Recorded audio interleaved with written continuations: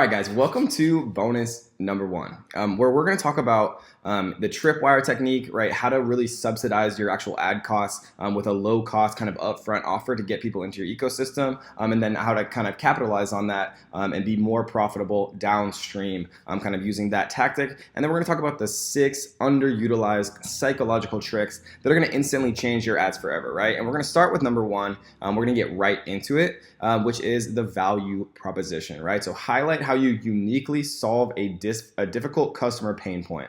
Learn how an Amazon seller quit his 9-to-5 cubicle job, right, which is kind of the pain point that people hate, that kind of 9-to-5, and they hate the idea of a cubicle, and now makes $1K per day selling weird everyday products on Amazon from the beach in Fiji, right? So that you're kind of solving the difficulty and the pain point of having that 9-to-5 cubicle, kind of like dreaded job in the dark, dingy cubicle, right? And then you're solving it by being on the beach in Fiji, kind of doing what you want, making $1,000 a day, which is kind of the threshold that a lot of people consider to be the amount to kind of be free, right?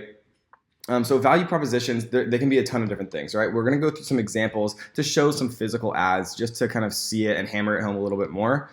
So Uber is the smartest way to get around. One tap and a car comes directly to you. Your driver knows exactly where to go and payment is completely cashless, right? So these are kind of the pain points perfectly kind of made clear of a taxi, right? So, taxis, you kind of have to look for one or you have to call for one instead of just like tapping a button and it coming straight to you, right? Your driver knows exactly where to go rather than having to like put in like an awkward kind of GPS, if the taxi driver even has a GPS, or you have to talk to them. Sometimes you're in other countries and it just gets kind of like jumbled up, right? And then completely cashless. So some taxis, don't have credit card dispensaries or credit card kind of processing, and sometimes you don't have cash on you. So Uber very eloquently is kind of solving through a value proposition kind of all of the different customer pain points with its predecessor being the taxi, right? And so it's a very, very kind of beautiful simplistic way to really show kind of the customer of Uber's customers, how they're better than the previous kind of business that was dominant, and then how they're going to kind of uniquely displace those pain points associated with the previous business, which obviously is taxis. So value propositions include things like free shipping, right? Fast next day shipping, free bonus with a purchase, free setup installation, no setup fee, no long-term contract, cancel anytime, better than money back guarantees, license for multiple computers, a discounted price for a product, right? Customizable. So these are kind of small things that can be added that really wouldn't cost you much, but could be attractive to some buyers, right? Just ways to kind of differentiate yourself, and then really, guys, appealing to how your product solves a negative feeling that your customer has, right? This is a perfect example. People hate having to go find taxis or call them. People hate having to always have cash or wondering if they're going to be able to pay via credit card. People hate, especially in other countries, and I personally have experienced this, which is why I always use Uber. I mean, I would anyways in the USA, but in other countries where there's a language barrier, it gets even more difficult, or you don't know the exact address of where you're trying to go, and GPS just makes everything so much simpler. And so really, guys, what we're trying to do with the value proposition is highlight how we uniquely solve a difficult customer pain point. So you got to figure out what the customer pain points are of your demographic. If you're selling an entrepreneurship product, probably the pain points are, having to go to work every day, maybe like a long commute, doing the same thing, pointless meetings, a cubicle, not having the financial freedom that you want, not being able to spend more time with your kids and your family. And so if you're selling an entrepreneurship product, one way to advertise it would be to outline the product features and say, we're 10 times faster than our competitors. Or you could say, spend more time with your family with one product, or as a result of one product, right? And so you have to really try to tap in to how you actually make your customers feel better and have a better life. That is the point of a value proposition ad. The next one, guys, is a cliffhanger. Right, so kind of give them a teaser, but hold back the rest really to get them to click. And so, curiosity is probably the biggest single driving force in advertising. I would say it definitely is actually.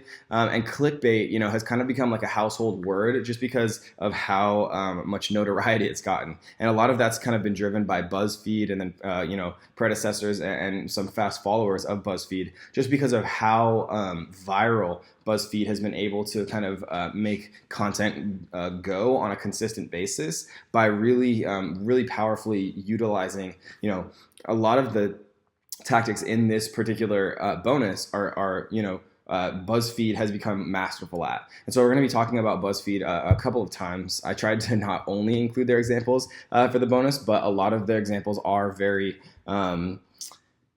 they are very applicable to these 6 underutilized kind of psychological tactics that we're going to be appealing to. So do you want to know the only thing more powerful than curiosity?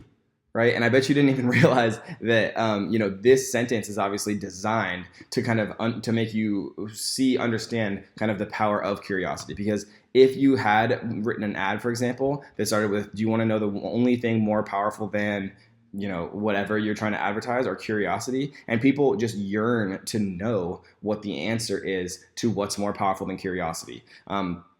And so, playing off of curiosity, leading with a question are fantastic ways really to kind of get people to continue reading and like we've talked about before, pattern interrupt. So we can kind of take advantage of this in a good way, right? Shark Tank star and Dallas Mavericks owner Mark Cuban reveals for the first time ever his most important and surprisingly simple morning ritual he credits much of his success to, right? And so this kind of does a number of different things. It instantly kind of establishes credibility with a household name, in Mark Cuban. Obviously, he's like known for being a billionaire entrepreneur who owns an NBA team. It mentions that it's never been seen before, kind of making it more desirable, just because everybody loves being in the know and knowing secrets and things like that. And everybody wants to kind of become financially successful, or most people do. And then, it also mentions how simple it is. And people love simplicity. Nobody wants to learn how to become a billionaire. It actually involves, 20 years of incredibly hard work and a bunch of really correct decisions and meeting the right people and having a significant amount of luck related to, what markets you choose to enter and how your businesses interact and things like that. And so, that's just kind of a cliffhanger. You like to kind of say, want to know the one thing that you need to do to be happy in life, right? Like there's infinite ways to kind of do it. And without going through a million different examples, I think kind of the following image really sums things up really well. Kind of the 3-word phrases with the most FB shares in BuzzFeed article titles. And these kind of sentences really kind of speak a lot to what people share. So let's actually talk about some of these. So which character are you, right? That's like a quiz. People love taking quizzes.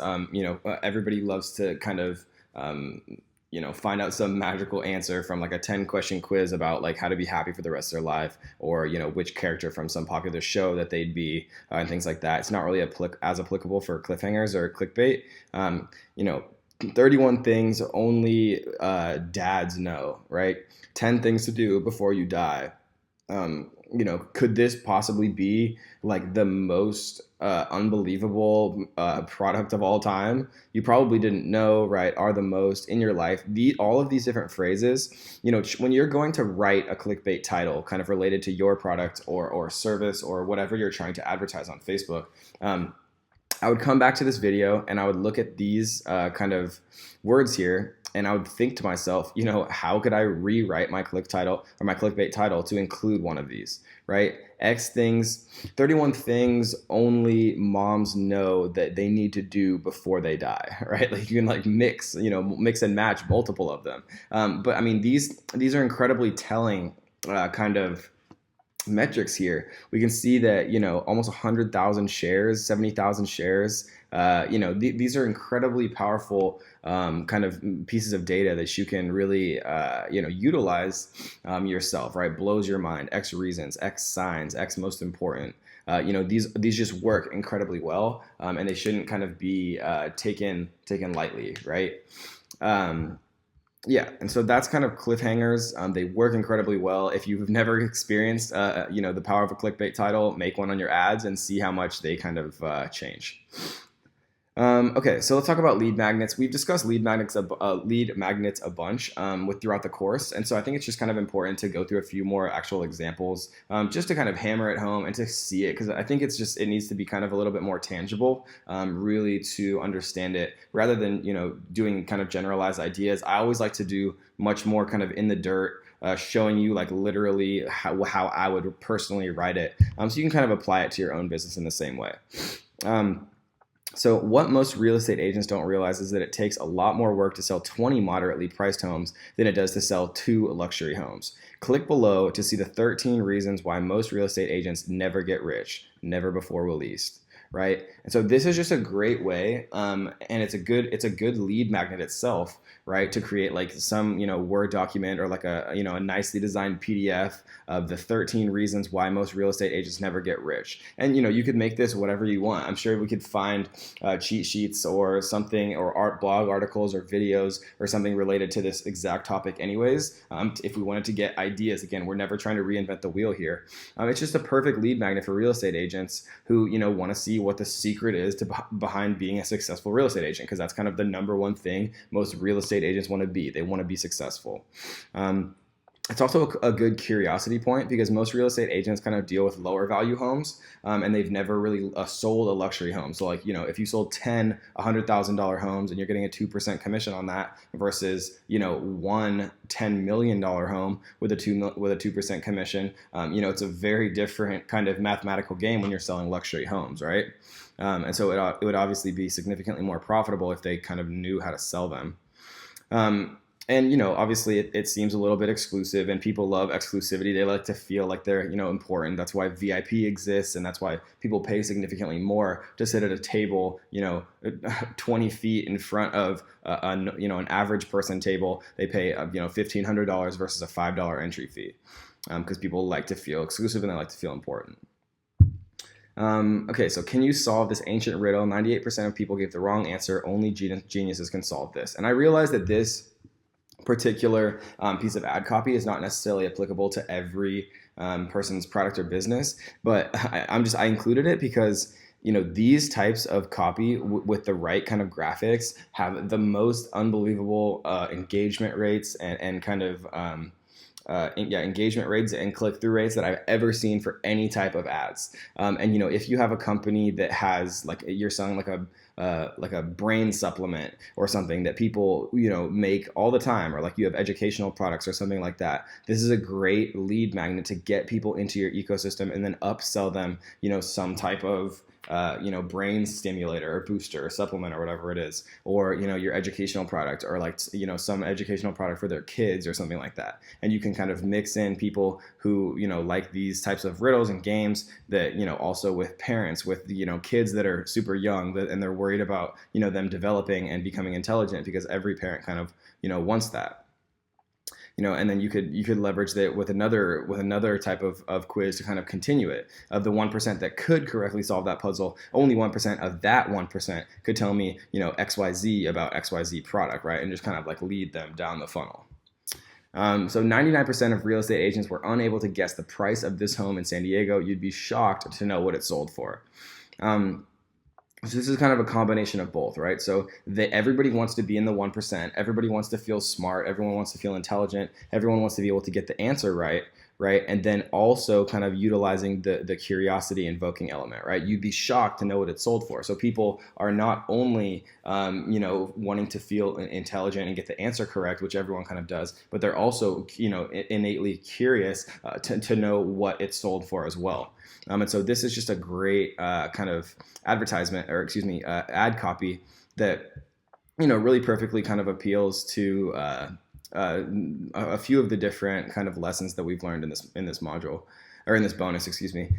So people who charge up front, guys, like I've said throughout this whole course, stay poor, and people who build an audience, following, list, relationship, rapport, and then monetize downstream get rich, right? And so it's very difficult kind of to spend money without feeling like you're getting any money back. But if you're doing it correctly and you have kind of a horizontally related, upsell and or a high-end product or high ticket product or even like a low ticket product in volume that you can sell people downstream that people have already proved that they're interested in that specific topic or even a horizontally related topic. And once you've kind of built that relationship, you're able to capitalize on it downstream.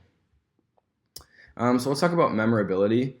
I think this was one of the best kind of ad campaigns because nobody cares about anything more from an advertising perspective than themselves, right? And so I remember reading an article about this newspaper mogul who kind of said that if he could print 100% of his newspaper just as specific people's names and sentences about them, he would do that because it would sell that many more copies. But it just wasn't feasible to actually put people's names because there's just so many people who read his newspaper that he couldn't make it personalized anymore.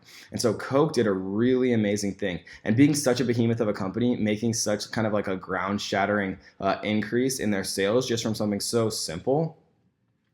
So Coca-Cola basically just put names on each of the bottles, right? And it began in Australia, and Coke actually personalized each bottle with the 150 most popular names in the country. And the USA kind of did the same thing, printing just the first name on the front of the bottle. And you can actually order custom bottles on Coke's website also, but really, people just were enchanted by it. It was so magical seeing something as such a staple, and it was so memorable seeing something as such like a staple as Coca-Cola, right? We're so used to seeing the bottles being a certain way. The branding, it's evolved slightly, but it's always kind of maintained its core kind of feel. But seeing a Coca-Cola bottle with Kevin on it, right, or whatever the name might be, was just incredible. And Coca-Cola really took advantage of that by appealing to the masses. Everybody wanted to see something that was personalized to them, right? And if you can make it memorable, you can just absolutely count on the profit, right? Because people need to be able to remember something. And maybe they saw an advertisement for your product, but if it's not memorable and they're, maybe you sell like a garage door opener, right? And they see your ad and they're like, go about their day. And then 2 months later, they need a garage door opener, right? And they're like, oh, I saw an ad for that, but I can't remember the name of the company. And then, your advertisement is now pointless. Right, so let's go through some examples to kind of make it a little bit more illustrative. Our mission is to land a man on the moon and return him safely to Earth versus we want to be the best space exploration company, right? And so our mission is to land a man, right, a human being on the moon and return him safely to Earth. And some of you might recognize where this is from. Versus we want to be the best space exploration company, right? This is very boring. It doesn't kind of paint a picture where it's not like human. We're not talking about a feat of landing a human being on a celestial body and then also returning him safely to Earth. This just doesn't portray anything that I'll remember. We want to be the best company just means nothing. You want to paint a picture because people think and remember in metaphors and analogies, and getting your message across in a memorable way, has the most powerful implication because, people talk about it. And if you can get people to talk about your ad, then you've already won so much more deeply and vastly than any other advertiser out there, right? And the Harmon brothers, when we talked about, in module 6 about how to scale and be fun and kind of think outside the box and be creative and, really kind of take your quality in video and things like that to the next level, the Harmon brothers do a fantastic job. Harmon being Harmon, I believe. Harmon brothers. They do a fantastic job. They did like the Squatty Potty advertisement where like the unicorns like pooping out rainbow sherbet and like it's just like ridiculous stuff, but people talk about it, it's memorable, and it works. Right. Another example, you could say something like, only 20% of employees had a clear idea of the company mission. Or you could say, if our company was a basketball team, only one out of five players would know where the basket was. Right. And so like literally you're saying 20% of the basketball team wouldn't even know where the basketball hoop was. Right. That's a much more kind of memorable analogy than saying, 1 out of 5 employees didn't know the company mission. Right. Or you could say, movie popcorn contains 15 grams of fat, or, people can't really conceptualize 15 grams. Like I can't even conceptualize 1 gram of fat. I've never seen specifically 1 gram of fat. Or you could say movie popcorn contains more fat than a Big Mac, a large fry with enough fat left over to fill a regular sized soda can to the top with pure lard. right? And like, I just made that up. I obviously don't know this for sure. But it's just much more kind of memorable because we can actually picture what a Big Mac looks like, most people. And, we can picture what a large fry looks like, and we know that it's greasy, and we know that it's like delicious, but we know that it's kind of unhealthy. And then everybody kind of knows you're kind of establishing a baseline because most people have seen a soda can, and picturing a soda can full of fat, like just like the disgusting kind of, greasy fat or lard is very, very disgusting. Obviously. And, being able to picture it and associate it with things that you already kind of know about is a beautiful way to make people remember things, right?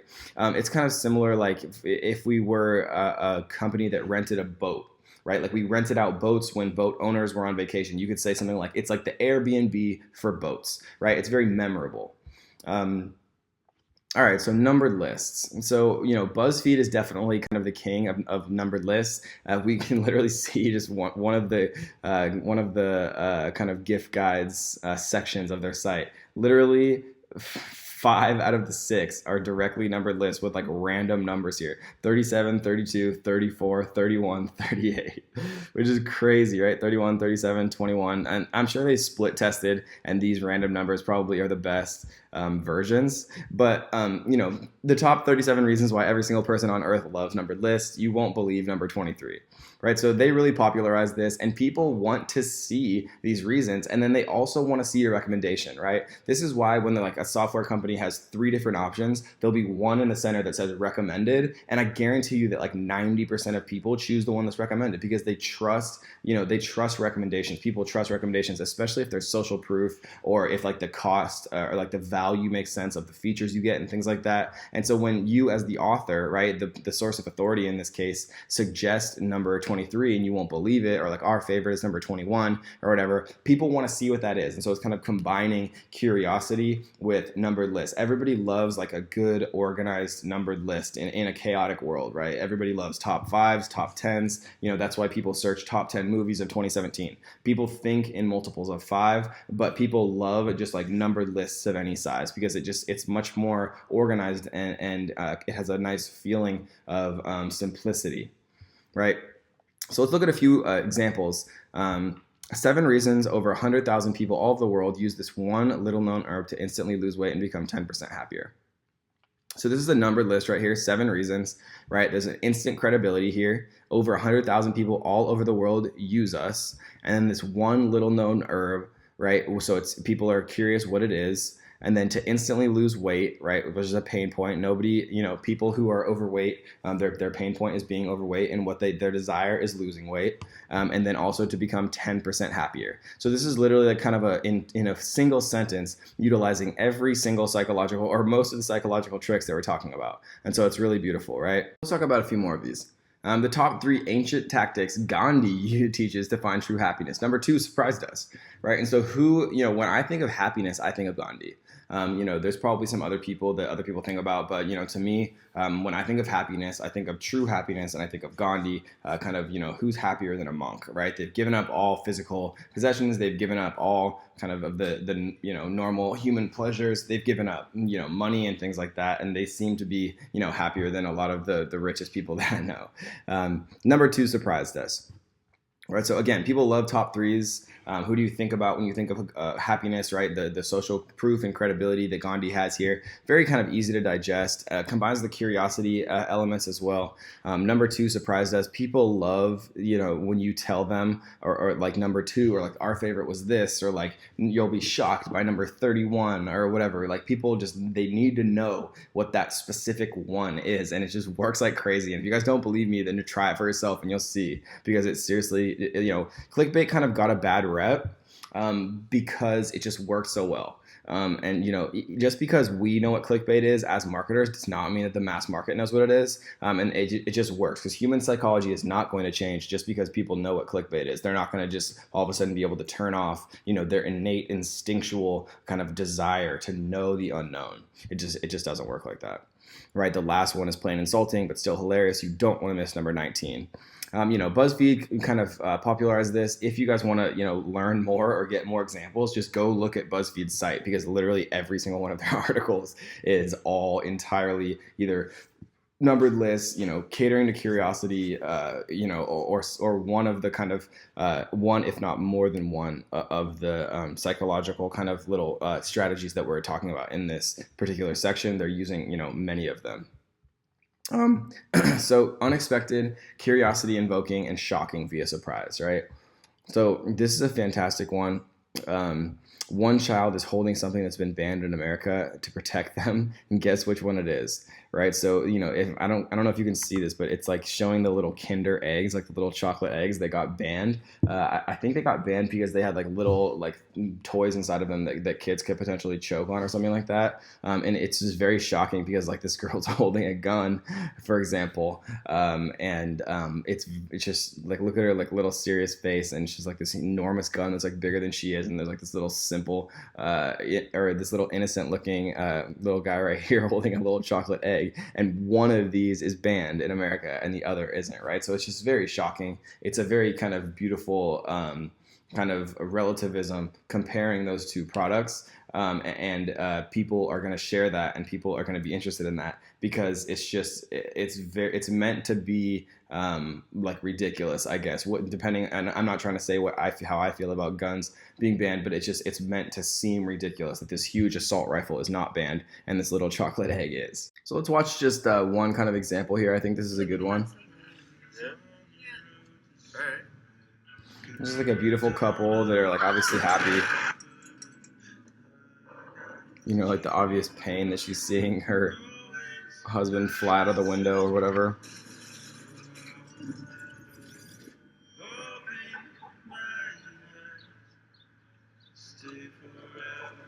And then in real life, you don't get a second chance, right? And so there's a lot of kind of advertisements, but I think the seatbelt one really kind of resonated with me most because I remember seeing these on TV. And just like most car commercials kind of will start with like a happy family or whatever, and like it'll like talk about like the benefits of a minivan. But then like these ad campaigns came out and kind of duplicated those same kind of initial feelings that people had. And then, once they kind of lulled you to sleep thinking it was another minivan commercial, all of a sudden there was like this enormous like chaotic crash where everyone died, right? And then like it was like saying just wear a seatbelt and like this black, and you're like, oh my god, right? And like those shocks like make you kind of think about it next time. If you were going to choose to not wear a seatbelt, it's like, do you want to feel those emotions and the pain and things that you just saw of that nature, right?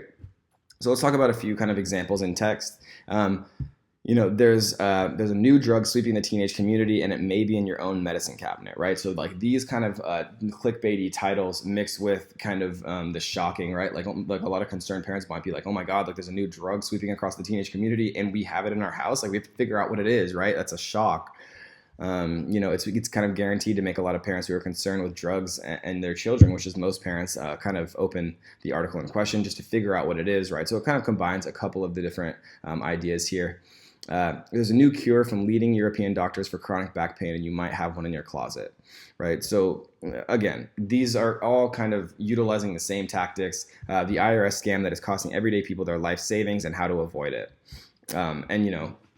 I just did a quick kind of Google search and found the headline below. And, the point of me saying that, guys, is kind of to understand that, major newspapers and even, magazines and online publishers, right? Like all of the major newspapers have a website now, and that's probably where we consume most of our content from them. We can get a lot of ideas and we can get a lot of kind of inspiration, like I've been saying, throughout the whole course, guys, because I can't teach you every single way to advertise, but I can teach you how to kind of change your mindset to see how everyone else is advertising, because the New York Times and Huffington Post and all of these other major news corporations, have hundreds of people employed who've been doing this for years, and we're reading these articles and being exposed to this content every single day. And if we're not realizing kind of the tactics that they're using in their headlines and how they're getting us to click, and then, kind of starting to be, instead of a viewer, be an actual advertiser, right? A researcher, kind of how can I use what they're using on me, on my customers, right? How can I kind of use psychology, human psychology? How can I use curiosity? How can I use all of these different tactics, right? Ethically, obviously, to make people interested, to make people click. Because the point of an advertisement at the end of the day is to get someone to click, and then the point of your landing page is to get someone to take the next action, right? And that's kind of how the funnel goes. And so that, guys, is the unexpected, right? Curiosity invoking and shocking via surprise, right? Didn't see that coming, no one does. United and visual, right? Us against the man. So us against the man is kind of what comes to my mind is cigarette campaigns. So like Truth, for example, when I was growing up, they did a fantastic job. Like I've never smoked a cigarette in my life, probably a lot because of my parents, but definitely secondarily from the Truth campaigns. And they were so masterful at really making you think that the corporations were evil, right? Like David versus Goliath. The big evil kind of nameless, faceless, big white, scary looking, ominous buildings of these evil, corporations that just wanted to like kill like kids and people, and they didn't care as long as they made money, right? And Truth did such a fantastic job of kind of transgressing beyond just statistics, because smoking kills 1,000 people a day. Obviously that's terrible, right? But I can't conceptualize that. I can't picture 1,000 people, in like a huge room all being killed by smoking. People are just not really able to conceptualize this. They kind of need to see it and feel it in a much more personal way. And so, one of the things that the Truth did, and I remember this commercial so clearly still, was they started out with a number of different people kind of in like a semi truck, and like they went in front of this big white kind of ominous looking building with no faces or names or anything like that, and they had people come out in suits, I think, and like they blurred out like the people's heads, so they just kind of looked like these corporate workers that just wanted to like kill us for money, basically, as being the kids. And what happened was the big semi truck, for example, had a bunch of like people of Truth workers and things like that, and they were carrying out these like huge like things, and you couldn't quite see what it was at first, and they were stacking them in these huge like kind of piles, and what you realized was that they were body bags. Right. And so like they were literally showing physically, how many body bags per day are being killed by smoking. And there were these enormous piles. Right.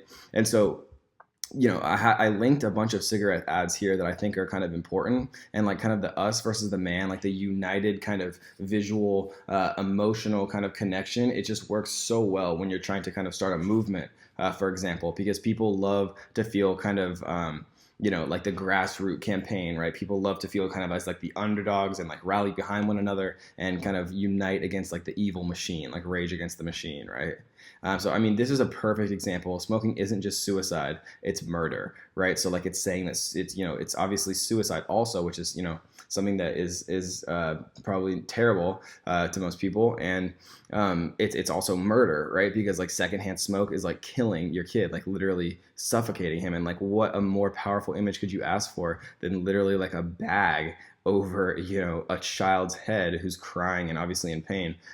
It's just a very visual, and the more visual and shocking elements that you can combine with curiosity, with kind of all of the different tactics that we've talked about, guys, in unison. We don't need to we don't need to use these one at a time. We can use multiple of them, right? They're all kind of important tactics, and they can be used alone, but being used in combination to kind of form seriously powerful ads is something that is just so important to kind of develop in your arsenal, and kind of just get used to writing your advertisements in these ways, with value propositions, with curiosity invoking elements, shock factor, memorability, so people are shocked by it, and it's also memorable. So if they do need your product or service later in the future, they remember the name of your company, they remember who you are, and then they can actually associate you with what they need, and then they'll actually convert to being a purchase. But if you're not memorable, if you're not kind of using these tactics, then you're just going to fall kind of into the sea of other advertisements, because nowadays people get hit by ads every single day, all day long, on their phones, on the TV, on the radio, right? Everywhere kind of. So you really have to stand out and be creative and really like move outside of the box, and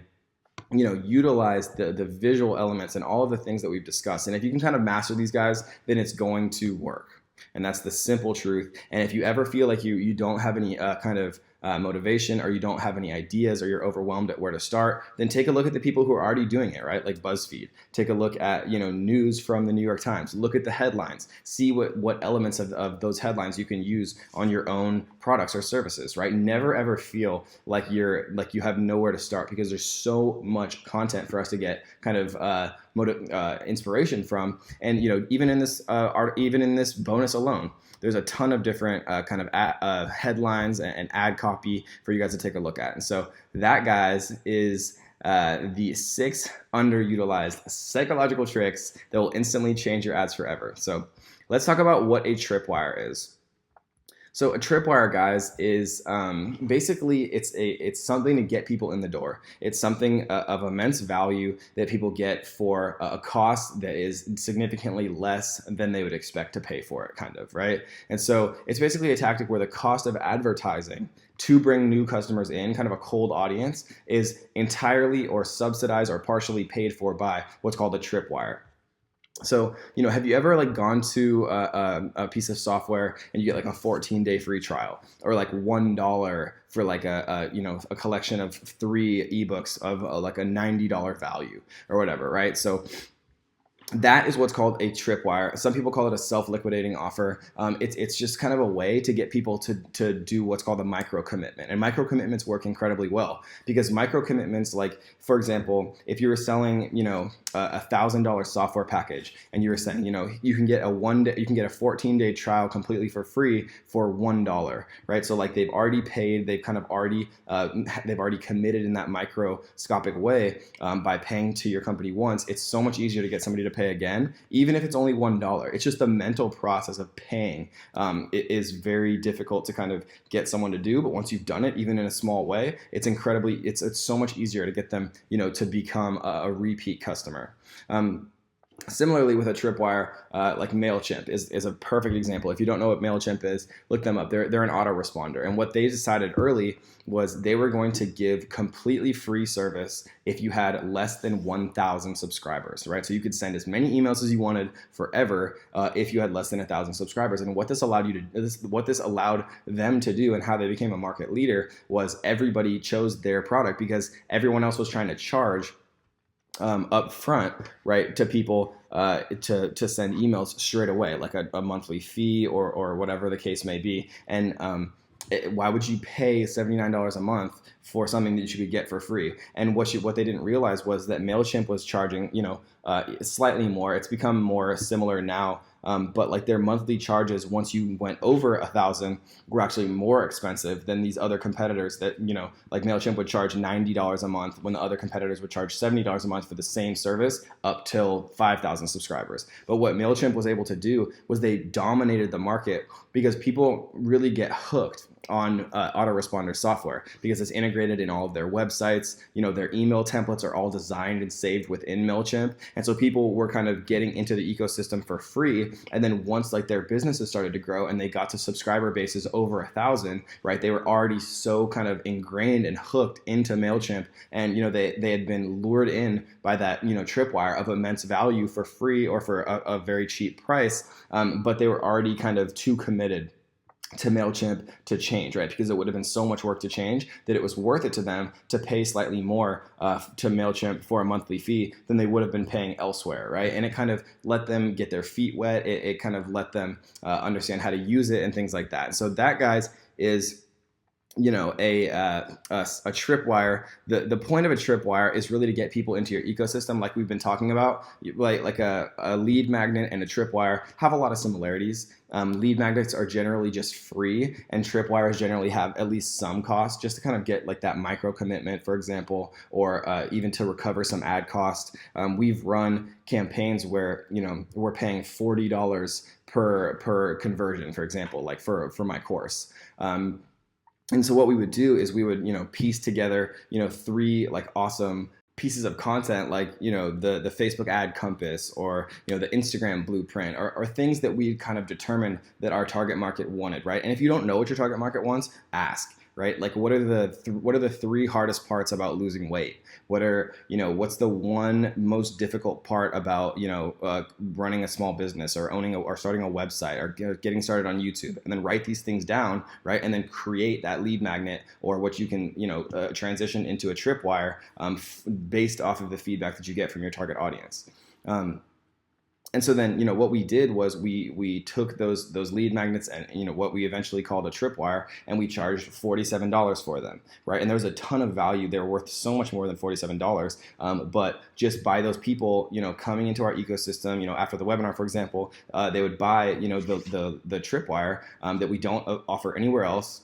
They would buy the tripwire. And after buying the tripwire, that was a huge micro commitment because they'd already kind of purchased something from me. And then the upsell would actually be my course, right? And so like, not everybody obviously converted, but every time somebody bought that $47 product and, we were paying $40 per conversion, that was actually generating free money. Like our advertising campaign for our actual product was free. Every dollar that we spent in ads, we were actually getting more money back from our tripwire sales, even if those people that bought the tripwire didn't actually purchase our end product, which was actually the course as the upsell, right? And so that is the tripwire, guys.